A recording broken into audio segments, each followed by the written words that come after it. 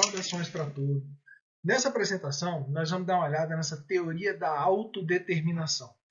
Tem uma teoria comportamental, na verdade uma metateoria comportamental cognitiva, que lida com motivação, que já existe ou já foi proposta há uns 40 anos e vem sendo testada e retestada em diversos contextos diferentes. Escola, para aluno, para professor, em igreja, pessoal da fisioterapia, das terapias médicas em geral, terapia de casal, tudo que é coisa você pensar que a pessoa tem que se motivar para fazer, isso aqui já foi testado. Muito boa essa teoria, tá, gente? Então, vamos dar uma olhada nela aí.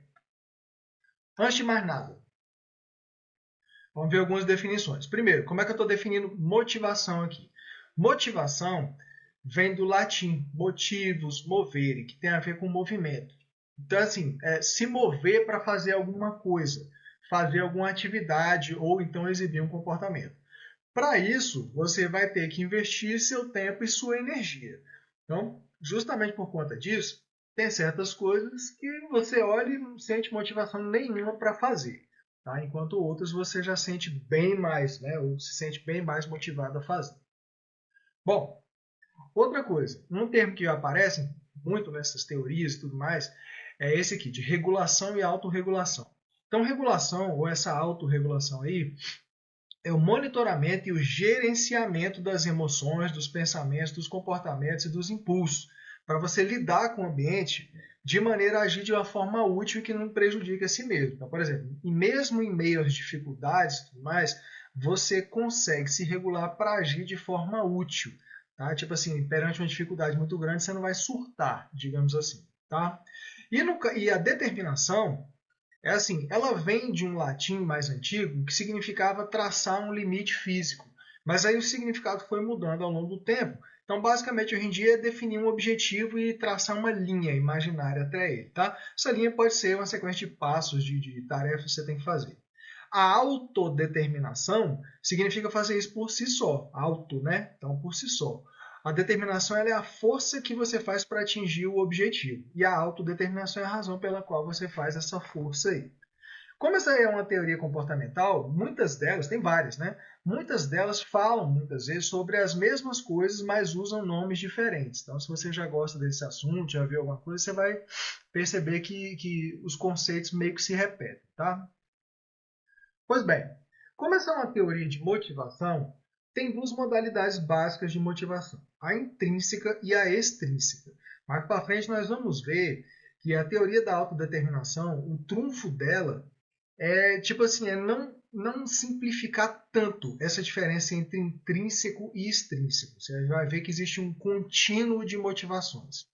Bom, então assim, primeiro, a motivação intrínseca é aquela que parte do próprio indivíduo e a recompensa da atividade é a própria satisfação em executá-la.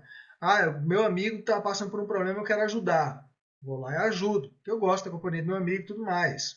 Ou um exemplo assim simples, eu estou afim de jogar videogame. Por quê? Porque eu estou afim de jogar videogame. A recompensa de jogar videogame é o próprio ato de jogar o videogame. Tá? Então, a recompensa da atividade é ela mesma. Para essas atividades aí, que você se motiva intrinsecamente, o locus percebido de causalidade é interno. Eu escolhi fazer. Tá? Eu estou fazendo porque eu estou afim de fazer. E aí, ao contrário da motivação, aliás, mais ou menos o contrário da motivação intrínseca, é a extrínseca. Então, no caso da motivação extrínseca, esse locus percebido de causalidade é externo. É uma causa externa que te bota para fazer alguma coisa, tá? Então, a definição básica é essa, uma motivação que se origina primordialmente de fatores externos e as recompensas são desassociadas ou os resultados são separados da atividade. Então, por exemplo, é o caso de que, aqui como eu estou falando mais para professores e tal, é o caso em que você bota o aluno para fazer uma tarefa que ele não está afim, mas ele faz porque, tipo assim, vai ganhar uma nota. A nota é uma recompensa desassociada da atividade em si. Tá? Então, isso aqui é uma motivação extrínseca. Mas nós vamos ver mais sobre isso. De maneira geral, essas pesquisas sobre motivação, elas já chegaram à conclusão de que quanto mais intrínseca for a motivação, os resultados são melhores, tá? Resultado da atividade, seja uma coisa sei lá, para se obter lucro ou aprendizado, Tá? Então o resultado é melhor, a recompensa também é melhor. Então, por exemplo, aprendizagem de maior qualidade, maior criatividade, maior persistência diante de falhas. Isso aqui é super importante, né? Porque senão o cara não começa uma atividade, perde motivação e deixa de fazer, tá? E também maior sensação de bem-estar. Não é aquela atividade que a pessoa vai fazer que tipo, caramba, velho, que saco, meu irmão, que eu tenho que fazer isso aqui. Faz porque quer mesmo. Agora, já quanto mais extrínseca ou externa for a motivação, aí ela tende a não ser tão eficaz, tá? Quanto a intrínseca. Pode ser eficaz, mas costuma não ser tanto, tá? Especialmente se a gente estiver falando de aprendizagem conceitual profunda e complexa. Que aqui você tem que mobilizar recursos cognitivos de alto nível, tipo imaginar como é que fica resolvendo equações complicadas, tá? Inferir coisas matemáticas. O que mais? Flexibilidade cognitiva, transferência de conhecimento, você pegar e aplicar uma coisa de uma área em outra, e criatividade. Normalmente não é tão eficiente, mas mais para frente nós vamos ver que também pode ser eficiente, tá? Mesmo que não seja tão eficiente quanto a intrínseca. Então, assim, essa teoria da autodeterminação ela foi proposta aí há mais de 40 anos atrás por dois pesquisadores que se chamam, estão vivos ainda, Richard Ryan e Edward Deci. Aí, perdão, é estudada por eles e por um monte de colaboradores em tudo quanto é canto do mundo. Então, essa teoria, uma coisa que é importante é o seguinte, ela enxerga os humanos de uma maneira organísmica, aí no caso aqui é versus uma visão mecanicista do humano, tá? E dialética. Então, esse organísmico, gente, é tipo assim, as teorias do tempo, em que eles proporam essa daqui, eram aquelas teorias operacionais, tipo o behaviorismo do Skinner. Então, essas teorias, elas achavam que é tipo assim, tudo funcionava baseado em recompensa e estímulo e processamentos cognitivos de baixo nível. Mas aos poucos, graças a um monte de resultados experimentais aí, o pessoal foi percebendo que não é bem assim. Então, assim, eles foram percebendo, vários pesquisadores, que as pessoas têm um potencial inato para buscar o crescimento. Tipo assim, não busca só porque está sendo estimulado positivamente ou negativamente, alguma coisa assim, não. Tá? Se você botar um monte de crianças num parquinho, você vai ver que elas vão explorar, vão fazer um monte de coisas. Tá certo? Então, assim, as pessoas, elas apresentam naturalmente motivação intrínseca. Ixi, olha, por exemplo, o cara que sai aqui na rua cantando música do Vasco. Ele está motivado mesmo. Então, assim, eu botei essa figurinha aqui, esse robô, esse autômato, porque a teoria da autodeterminação, ela pensa ao contrário disso. O autômato não se motiva para nada. Quem motiva é quem está movendo ele. Agora, esse ser aqui, eu botei planta porque eles fazem muito analogia com planta, apesar de que eu acho que não fica legal. Mas, enfim. Então, aqui, o homem-planta aqui, ele está agindo porque ele quer mesmo. Tipo, vai lá, tá protegendo a amiga dele aqui, tá? A Diana. Então está agindo porque quer. Ele se motivou para fazer isso. Pois bem, então assim, é uma teoria que pressupõe que realmente a gente tenha livre-arbítrio para agir. Tá? Hoje em dia está meio que na moda aí muitas hipóteses e teorias negarem a existência de um livre-arbítrio, que tudo é ilusão, mas em princípio, essa teoria da autodeterminação não nega isso não, tá? Que exista livre-arbítrio de verdade. Bom, além de ser organísmica, essa teoria também ela é dialética, nesse sentido aqui, de que há uma interação, um diálogo constante entre o organismo e o ambiente. Então, o ambiente, as condições sociais e tudo mais, tá? Pode nutrir e apoiar o desenvolvimento ou, ao contrário, prejudicar. Se for um ambiente favorável, tipo esse da figurinha, ele nutre o desenvolvimento da pessoa. Se não, tende a prejudicar. Beleza. Então, assim, qual que é o objetivo da TAD? Qual que é a onda da teoria da autodeterminação? Ela é uma teoria que ela busca especificar quais são as condições ambientais que promovem o que eles chamam de 3 necessidades psicológicas básicas dos seres humanos. Então, olha só, são 3 necessidades psicológicas básicas. Não são 3 desejos, não. São 3 necessidades, são coisas que tem que ter. Você pode imaginar que seriam 3 nutrientes essenciais que a pessoa precisa ter. Então, a primeira é a necessidade de se sentir competente, é se sentir eficaz ao interagir com o ambiente. O ambiente vai oferecer desafios e você se sente capaz de lidar com eles. Tá? Você é capaz de dominar tarefas. É a sensação de eu consigo fazer essa coisa aqui, se sentir competente. A segunda é essa sensação de autonomia. Essa daqui é que dá mais controvérsia, porque a autonomia, no caso aqui da teoria da autodeterminação, não é independência. Tipo assim, eu faço o que eu quero, do jeito que eu quero, não preciso de ninguém. Não é isso, tá? A autonomia tem a ver com locus de causalidade interna, ou seja, sentir que as ações que você realiza se originam de você mesmo. Você faz porque você está afim. É agir com vontade e volição, livre-arbítrio, tá? Sou eu que quero fazer tal coisa. Então, por exemplo, sou eu que quero gravar esse vídeo aqui para botar no YouTube, porque eu acho que é um conteúdo que eu sei que pouca pessoa vê, mas é legal para quem vê. É um conteúdo informativo que eu acho interessante, eu acho legal divulgar. Então tá partindo de mim mesmo fazer isso. Vou ganhar dinheiro com isso? Não, com certeza não, tá? Agora, além desse negócio da definição, a autonomia também dá um pouco de polêmica, porque tem gente que acha que é um conceito que é mais assim ocidental, que no Oriente não vale muito. Mas tem pesquisa também com pesquisadores chineses mostrando que vale sim, que as pessoas têm que ter autonomia. É porque o pessoal geralmente pensa assim, o Partido Comunista Chinês obriga e tal. Mas tem lugar, por exemplo, vou dar um exemplo daqui mesmo, do Ocidente. Eu respeito as leis de trânsito, isso aí vai para tudo quanto é canto, né? Porque eu acho que são regulamentos que salvam vidas.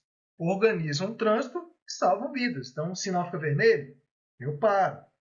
Tem alguém acenando com a mão na faixa pedestre? Eu paro. E por aí vai. Tá? Então, mas eu estou fazendo porque eu acho que compensa fazer. Então, isso é autonomia. Autonomia é um negócio que tem que ter, tá, gente? Você fazer porque você quer. E não fazer as coisas porque os outros estão obrigando. Então, competência, autonomia e necessidade de vínculos e relacionamentos, tá? Quer se sentir conectado a um grupo, pertencendo a uma comunidade, formar laços emocionais com as outras pessoas, né? Se importar com elas e saber que elas se importam com você, é a sensação de que você é valorizado num grupo e também o grupo te valoriza, tá certo? Você valoriza o grupo, as pessoas do grupo e as pessoas do grupo te valorizam, tá certo? Então são essas três aí as necessidades psicológicas básicas. Competência, autonomia e vínculos. Então, de novo, a TAD busca especificar quais são as condições ambientais que promovam essas três necessidades psicológicas básicas. No caso do ensino, gente, se a gente cria um ambiente que promove essas três necessidades psicológicas básicas, a gente promove a motivação mais intrínseca, tá? E obtém melhores resultados dos estudantes, tá certo? Bom, como eu estava dizendo, são três necessidades, não são desejos, tá? Então elas funcionam como um tripé. Se faltar uma das pernas no tripé, faz de conta que era 3 pernas só. Uma cadeira com 4 só tinha 3, aí uma quebrou, tá? Então assim, se falta uma, aí o equilíbrio fica comprometido. Então tem que nutrir as três, tá certo? E como eu tinha mencionado antes, elas não são restritas a um tipo de cultura, não é Ocidente versus Oriente, alguma coisa assim, e não são os desejos. Então esses componentes básicos, essas necessidades psicológicas básicas, são requeridos para o desenvolvimento saudável da pessoa. Se você se desenvolver com os três, né, nutrição adequada, digamos assim, para as três necessidades psicológicas básicas, você desenvolve o bem-estar integral, que os autores chamam de eudemonia, palavra grega, tá? Eles fazem muita analogia com planta, mas como eu disse, eu não gosto muito de fazer, porque planta não precisa só de 3 coisas, né? Precisa de mais. Mas enfim, assim como a planta precisa de água, dióxido de carbono, energia luminosa, substrato com elementos químicos e tal, outros organismos, então isso aí seria o equivalente das nossas 3 necessidades psicológicas básicas. Pois muito bem. Então, nós que somos professores, ou se a pessoa for um diretor de escola, pedagogo, qualquer coisa que seja que está envolvido com o ensino, deve ter em mente que um ensino que promove as 3 necessidades psicológicas básicas promove a motivação intrínseca, ou pelo menos o que a teoria da autodeterminação chama de internalização da motivação. Já a gente vai ver isso aí, que melhora os resultados e as recompensas percebidas das atividades. Qual que é o problema? Tá? O problema é que a maior parte das coisas que a gente faz na escola não é motivada intrinsecamente. A maior parte das coisas que a gente faz na escola é coisa que a gente não gosta de fazer.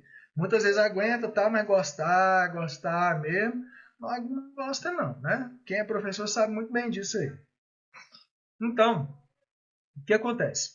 Essa teoria da autodeterminação, ela como é muito grande, é uma meta-teoria, ela tem 6 teorias associadas, 6 teorias que são tipo assim, microteorias dentro dela mesma. Uma delas é essa teoria da integração organísmica.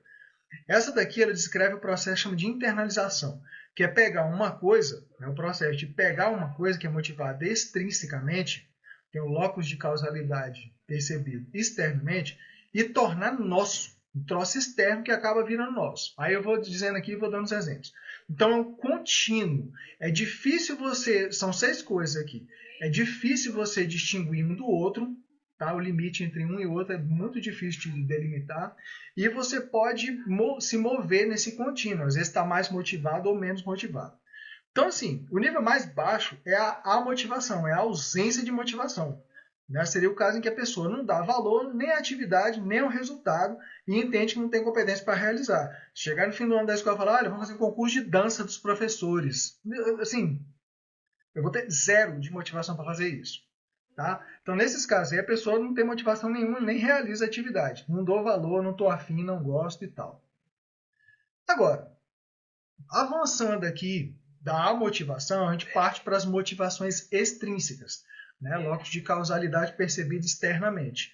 Então, a gente tem, primeiramente, as motivações controladas. Essas aqui elas não são autodeterminadas, não vem de dentro, né? E tem pouca internalização. Tipo assim, o negócio é meio de fora e você não tomou aquilo para si. Então, assim, ó, quase na motivação, tem a regulação externa, que é aquela bem assim, posição para realizar alguma coisa. Tá? A causa e a atividade, perdão, a causa da atividade e a razão para agir são completamente externas à pessoa. É aquele tipo de coisa que é assim, o cara detesta a sua disciplina, mas você fala, olha, ou você faz o trabalho aqui, ou você vai tirar 0. Ou então o pai chega e fala, ou você tira a nota e estuda para essa matéria, ou você vai perder sua mesada, alguma coisa. Então a causa é totalmente externa. Seria tipo assim, vai estudar números complexos aí, porque senão tu vai tirar 0. Tu vai tomar ocorrência, não sei mais o que. A pessoa faz, mas a coisa é totalmente imposta externamente. Uma vez feito, e se parar a imposição, adivinha o que a pessoa faz? Ou adivinha o que a pessoa não faz? A pessoa para de fazer. Tá? Para de fazer a atividade. Então, enfim, essa é a regulação externa. Difícil de distinguir uma da outra, mas parecida com a regulação externa, tem a regulação introjetada. Então, aqui a coisa já está um pouco mais interna, mas esses são os exemplos assim. A pessoa realiza uma atividade sob pressão, ou para evitar sentimento de culpa, ansiedade, ou sentir útil, alimentar o ego. Então, nesse caso, seria o seguinte: o aluno que não gosta de um determinado conteúdo, mas ele estuda porque ele tem como objetivo ser o número 1 do ranking da escola. Tem muita escola que tem ranking, né?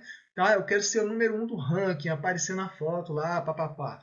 Então, ele vai e faz. Ou então, tipo assim, ai meu Deus, eu odeio tal assunto, mas cai num grupo, trabalho em grupo com meus amigos, e eu não quero desapontar meus amigos. Aí eu vou fazer para evitar esse sentimento de culpa, né, e não desapontar os outros. Então, essa é a regulação introjetada. Andando nesse contínuo, aí você já tem motivações extrínsecas que são autônomas. Então, essas aqui já são autodeterminadas e tem mais internalização. Então, a primeira delas é a regulação pela identificação. Assim, para professor, eu acho que essa daqui é uma meta muito viável, tá, gente?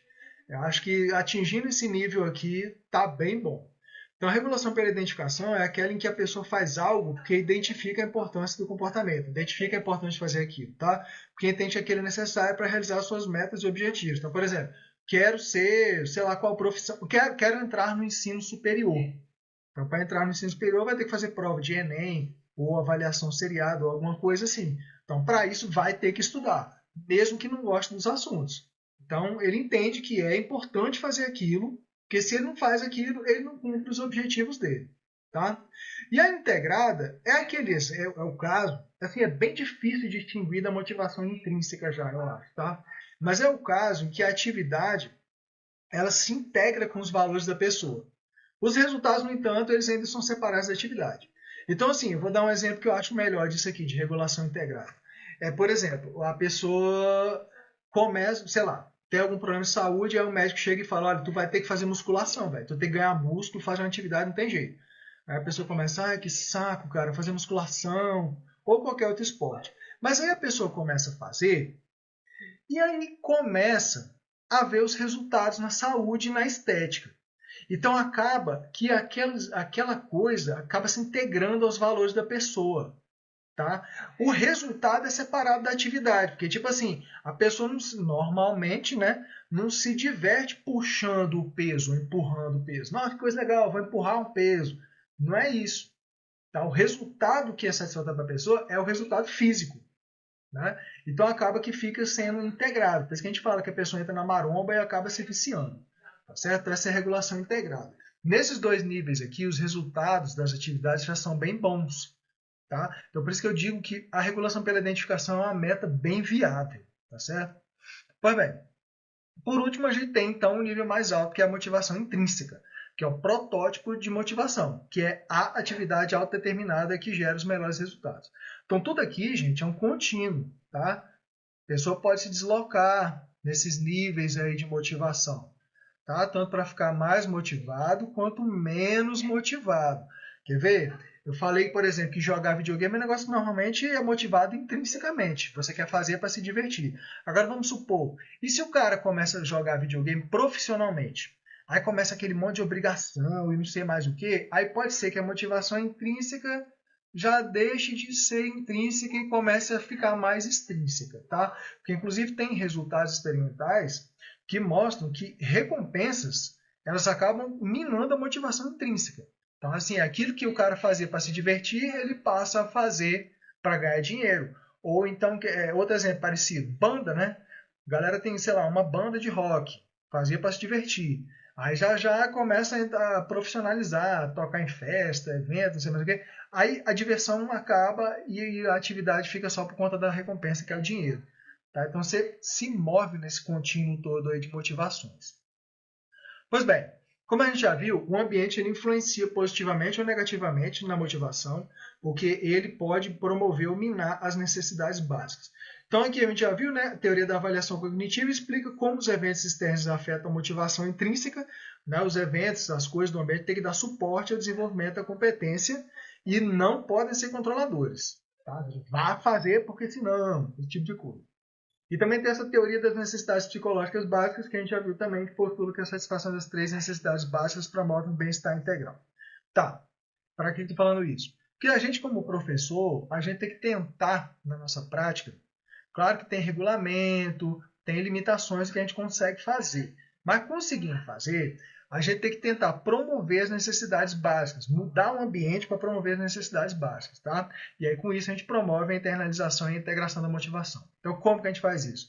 Algumas formas, né? Dando suporte à autonomia. Aí, por exemplo, é você identificar as perspectivas dos estudantes. Nem todo mundo está no mesmo nível, tá? Cada um gosta de uma coisa diferente. Você se importar com eles e mostrar que você se importa com o bem-estar deles. Na medida do possível, dá protagonismo e escolha. Tipo assim, vamos fazer um trabalho sobre os biomas. Deixa escolher o bioma. Esse tipo de coisa, tá? Quando não dá para você dar muito protagonismo, escolha e tudo, você tem que explicar direitinho quais são os motivos, tá? Que aí você, como funciona com as leis de trânsito, você entendendo, você segue para porque, tipo assim, são medidas que preservam as vidas, salvam vidas, né? Então, a ideia aqui do suporte à autonomia é gerar essa sensação de querer fazer, ao invés de você estar obrigando. Tipo assim, você até está lá mandando, mas o menino ele começa a pensar que não, eu estou fazendo porque eu estou afim. Tá? Isso aqui é importante, ter esse regulamento, essa coisa toda, mas isso aqui é importante para o meu futuro, eu vou fazer. Tá? E também evitar a linguagem controladora, especialmente com o aluno TDAH. Tá? Você tem que fazer, que isso já gera resistência na hora. É a meta, tá, gente? Agora fazer mesmo é quebrar. Bom, outra coisa, promover a competência, que é dar suporte ou dar suporte à estrutura. Então, assim, o que você tem que fazer? Oferecer desafios ótimos no tocante à dificuldade. Pode ser nem difícil demais, nem fácil demais. O pessoal dos jogos, inclusive, estuda muito isso. Né? Porque se o jogo é fácil demais, a pessoa perde interesse. Difícil demais, também costuma perder o interesse. Tem exceções, né? Mas normalmente é assim. Então, eles até usam, engraçado que os dois pesquisadores que propuseram essa teoria, eu pelo menos não lembro de ter visto eles citando Vygotsky em canto nenhum. Eles estão mais na onda do Piaget. Mas esse negócio aqui de desafios ótimos é bem parecido com a zona de desenvolvimento proximal, ou zona de desenvolvimento iminente, ou zona de desenvolvimento imediato lá do Vygotsky. Tá? Tentar manter nesse nível aí. Bom, outra coisa, oferecer feedbacks construtivos. Não é nem um feedback positivo nem o negativo, tá? Ah, fez uma coisa, ah, você é lindo. Aí não fez, não fala nada. Aí o menino já fica, ué, eu só sirvo para alguma coisa quando eu faço, é? Então, assim, o ideal é oferecer esse tipo de feedback aqui que eu chamar de construtivo, tá? É o que ajuda a melhorar. No caso das avaliações, é tentar fazer com que elas não gerem ansiedade e sentimento de rebaixamento. Tipo assim, vou fazer para que esses meninos bagunçam demais e vou pegar eles e vou botar a nota de todo mundo para baixo. Esse tipo de coisa, muito terrorista. Tipo assim, dar muita opção e preparação adequada para o menino chegar tranquilo para fazer. Né? Então, para isso, inclusive, você tem que detalhar bem os critérios que você vai usar na atividade. Normalmente a gente tem que preparar aquele documento, né, do que ele tem que estudar. Cara, detalhe, velho. Detalhe que o menino tem que saber, não tem problema não. Ele estuda lá e aprende. Outras coisas, se você quer que ele pense um pouco mais difícil, você passa como outras atividades. Tá? Então, oferecer instruções bem claras e deixar bem claro para eles qual é o programa a ser seguido na disciplina. Então, tem que dar muita instrução e informações e opções. Tá? Bom, e por último, para promover o vínculo, você tem que se importar com o bem-estar dos estudantes e criar um ambiente seguro, de respeito mútuo, tá? É bom também evitar coisa muito competitiva, esses negócios. É bom que os trabalhos eles sejam cooperativos, tá? Colaborativos, para evitar aquele clima de competição. Porque, assim, quem vai bem no competitivo, no colaborativo, tá de boa. Mas você sabe que tem menino que tem mais dificuldade, que se sente mal e tudo, especialmente estudante TDAH ou TAV, né, o traço de estímulo de atenção variável. Então, para isso aí, você tem que criar esse ambiente colaborativo aí, porque senão ele murcha, tá? Desiste. Pois bem, gente, para terminar então, o que é o mais importante a gente lembrar desse assunto de teoria da autodeterminação? É que, como ela postula essas três necessidades básicas, promover essas três necessidades básicas promove a internalização da motivação e o bem-estar integral. CF-demonia aí. E também que a gente não deve pensar na motivação extrínseca como algo necessariamente ruim. Como a gente viu lá, é um contínuo de motivações. Tá certo? Então, assim, nas motivações que são extrínsecas, mas já são autodeterminadas, você consegue resultados bons. Tá certo? Então, basicamente é isso aí, pessoal, sobre essa teoria da autodeterminação. Recomendo conhecer, é uma teoria de comportamento bem boa. Tem também outras, né? Teoria da autoeficácia, do Albert Bandura, teoria da expectativa-valor, de Eccles, são coisas muito boas para professores conhecerem. Eu usei como referências principais para essa apresentação 3 obras dos 2 pesquisadores que propuseram a teoria, Richard Ryan e Robert e Edward Deci. Tá? Bom, se você quiser, você vai pausando agora, tá? E dá uma olhada nessas fichas de 3 alunos para ver como você resolveria. Eu vou passando rápido, nem vou comentar. Se você passa aí pausando e pensa o que você faria para resolver, tá? Se fosse um conselho de classe surpresa. Então, o primeiro aluno é esse aí, é crossover aqui, tá? O primeiro aluno é esse, pausa aí, lê a ficha. E o problema é esse. Pausa aí e pensa o que você faria para resolver. Próximo aluno é esse aí. Tá aí a ficha do cara. Pausa aí para você ler. E aqui está o bendito do problema. Pausa aí, pensa o que você faria. E esse último aí, que eu nem sabia que esse cara estava surdo, estava ficando surdo nem nada, que é aquele Gavião Arqueiro. Então aí está a ficha dele. Pausa aí para você ver. E aqui está o problema. Então, pausa aí para você pensar um pouco o que você faria. E é isso aí, pessoal. Agora sim, falou, valeu e até a próxima.